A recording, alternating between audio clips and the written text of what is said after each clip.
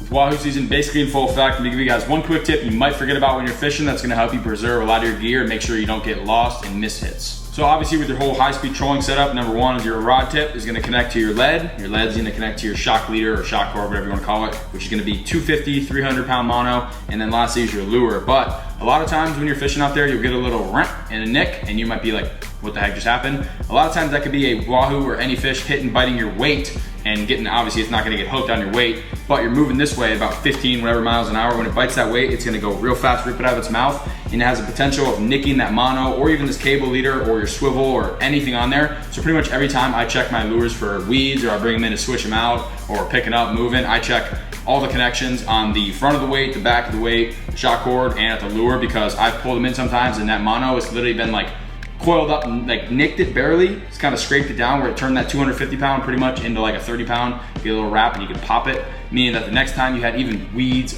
a little tiny bite, anything, that whole setup was just popped and it was gone. You would have lost it all by just not checking and saving yourself literally a couple dollars with a mono here. It's gonna ruin your entire day if you get a bite and lose everything. So like I said, every time I'm fishing, I'm checking these. It takes only a few seconds when you're bringing it in. You just rear hand lining it, obviously from the front, from the weight all the way to the lure. So I just pull through my hand, feel the entire mono shock cord the whole way down, and just check the swivel connections and the loops and everything. I think it's extremely important to preserve, like I said, the life of your tackle. You're gonna be saving a lot more stuff, losing a lot less.